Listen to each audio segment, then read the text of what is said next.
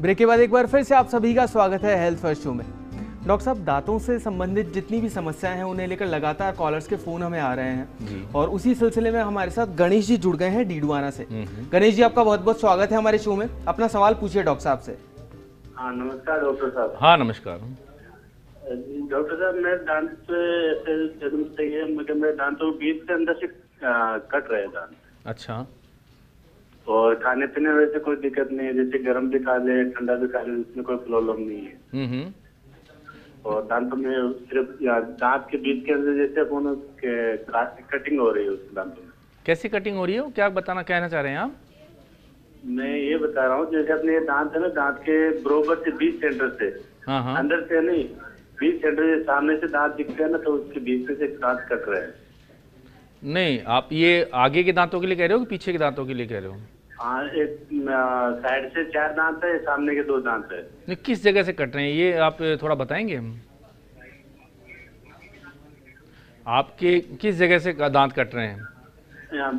बीच सामने से देखते हैं ना, तो सामने से बीच के सेंटर से कर रहे हैं। नहीं, आप पहले मंजन करते थे क्या?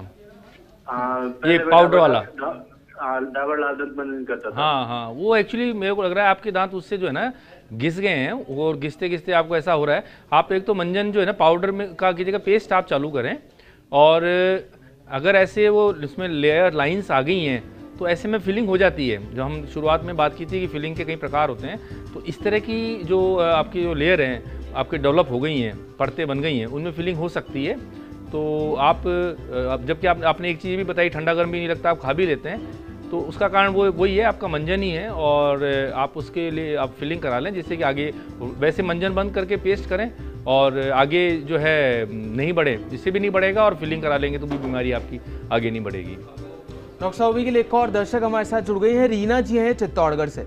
रीना जी, पूछिए अब क्या सवाल पूछना चाहती हैं डॉक्टर साहब से। जी नमस्ते सर। नमस्ते। सर, मेरी मम्मी की दाढ़ गिरवाई थी, मेरी माता जी की। हाँ। और उनकी दाढ़ गिरवाने के बाद उनकी सोजिश आ गई थी। फिर हमने जब वापस दिखाया तो डॉक्टर ने बोला कि आपकी हड्डी बढ़ रही है। हड्डी बढ़ रही है, पीछे जो आपने दाढ़ गिरवाई है उसकी शायद हड्डी बढ़ रही है, तो उसकी घिसाई करवानी पड़ेगी।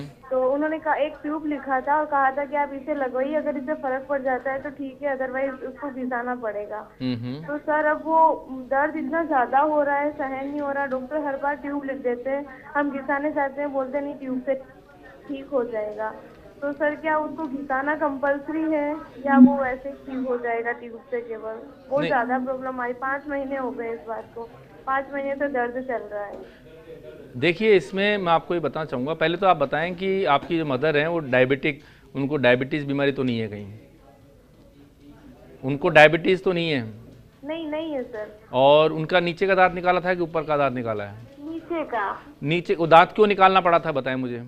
सर, उनके दर्द होता था दाढ़ में। हाँ उनकी, लेकिन वो दाढ़ खराब भी नहीं थी और हिलता भी नहीं था।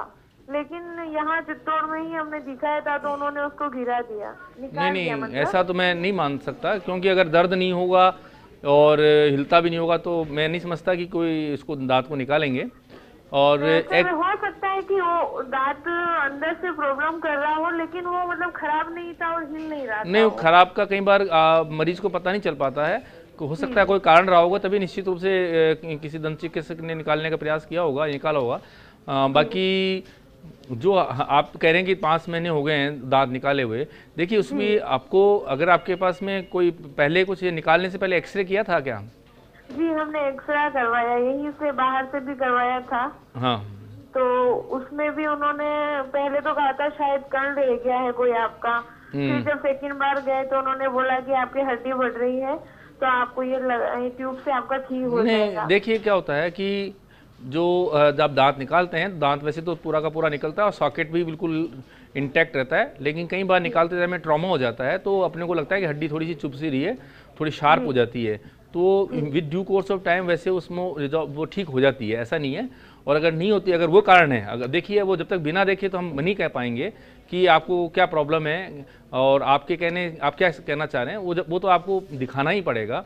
आप अगर वहाँ पे संतुष्ट हैं चित्तौड़ में, ठीक है, नहीं तो आप जयपुर पधारें और हम इसको देख के हम बता देंगे आपको कि इसमें हम क्या करेंगे।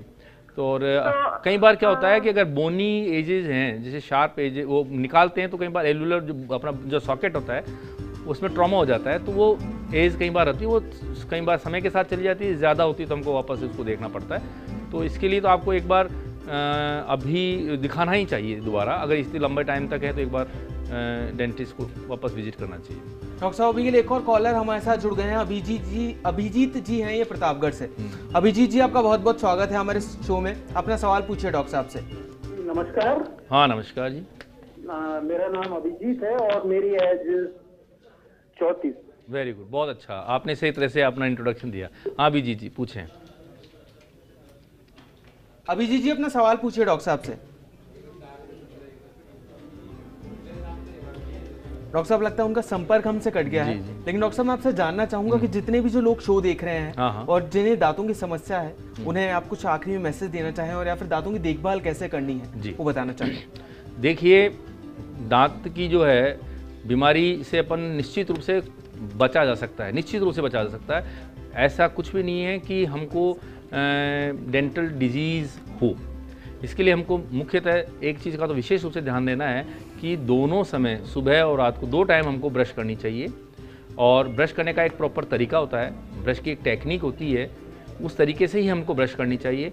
या तो हम खुद को हमको आती हो, अपने पेरेंट या ने सिखाई होगी या स्कूल में सिखाई होंगी, नहीं अगर अपनों को आती है तो आपको एक दंत चिकित्सक के पास जाके और ब्रश की टेक्निक सीखनी चाहिए। और सही तरीके से अगर ब्रश आप प्रॉपर तरीके से करते हैं तो आप दांतों की बीमारी से बच सकते हैं। तो एक पहला जो कदम है वो सुबह और रात को दोनों टाइम सही तरीके से ब्रश करने का है। दूसरा, आपको चाहे तकलीफ हो या नहीं हो, वैसे तो हम कहते हैं कि वर्ष में 2 बार दंत चिकित्सक से संपर्क करना चाहिए, डेंटल चेकअप होना चाहिए। लेकिन अगर 2 बार, वैसे 2 बार होना चाहिए, कई बार हम कहते हैं 3 महीने में होना चाहिए, 6 महीने नहीं तो साल में 1 बार तो कम से कम दंत चिकित्सक के पास जाके अपना डेंटल चेकअप, रूटीन चेकअप कराएं अच्छे दंत चिकित्सक के पास। अगर आपके कोई जो डिके या कोई प्रोसेस ऐसा हो रहा है तो उसको इमीडिएटली उसी जगह पर रोका जा सकता है। और एक और सबसे इम्पोर्टेंट मैसेज मैं आपके चैनल के माध्यम से देना चाहूँगा, वो उन पेरेंट्स को देना चाहूँगा जिनके बच्चों की उम्र 6 से लेकर 13 साल तक की है। देखिए, हर उम्र के बच्चों, चाहे बड़ा हो चाहे बच्चा हो, हर उम्र के लिए दांतों की बहुत इंपॉर्टेंस है। लेकिन 6 से 13 साल में जो दांत होते हैं वो मिक्स्ड डेंटिशन होता है। इस उम्र में बच्चों के दूध के दांत और परमानेंट दांत दोनों आते हैं और पेरेंट कई बार उसमें कंफ्यूज हो जाते हैं कि ये तो दूध का है, टूटेगा, ये परमानेंट है, और उससे क्या है कई बार बच्चों का बड़ा नुकसान हो जाता है। और तो इसलिए ये एज तो ऐसी एज है जो हमको हर 6 महीने में निश्चित रूप से डेंटल चेकअप कराना चाहिए। और इसके अलावा हर उम्र में भी हमको दंत चिकित्सक के पास जाना चाहिए। और खाने में तीसरी चीज़, खान पान का हमको विशेष ध्यान देना चाहिए। स्टिकी फूड जो हमको अवॉइड करना चाहिए, जो कि दांतों के ऊपर जाके चिपकता हो, जो कि डेंटल डिके करता है। और चौथा, जो कि अभी हमारे एक कॉलर ने बताया कि उन्होंने ये रजनीगंधा तुलसी छोड़ दिया, और भी कोई किसी तरह का कोई दुर्व्यसन करता है तो वो नहीं करें, जिससे कि उनके ओरल हाइजीन और टीथ अच्छे रहें। दोस्तों, हेल्दी खाना खाएं, रोज एक्सरसाइज करें, दांतों की देखभाल करें, आप हमेशा स्वस्थ रहेंगे। आशा करते हैं कि हमारे शो आपको बहुत पसंद आया होगा। डॉक्टर साहब, आपका बहुत बहुत धन्यवाद हमारे शो में आने के लिए और दर्शकों की समस्याओं का समाधान करने के लिए। धन्यवाद, थैंक यू, आपको भी बहुत बहुत धन्यवाद। अगर आप भी जानना चाहते हैं आपकी बीमारी से संबंधित कोई भी जवाब, तो आप हमें कॉल कर सकते हैं, आप हमें ईमेल भी कर सकते हैं। हमारा ईमेल आईडी है healthfirst@firstindianews.com। अगले शनिवार फिर किसी नई बीमारी के इलाज के साथ होगी आपसे एक बार फिर मुलाकात। आज के लिए दीजिए इजाजत, नमस्कार।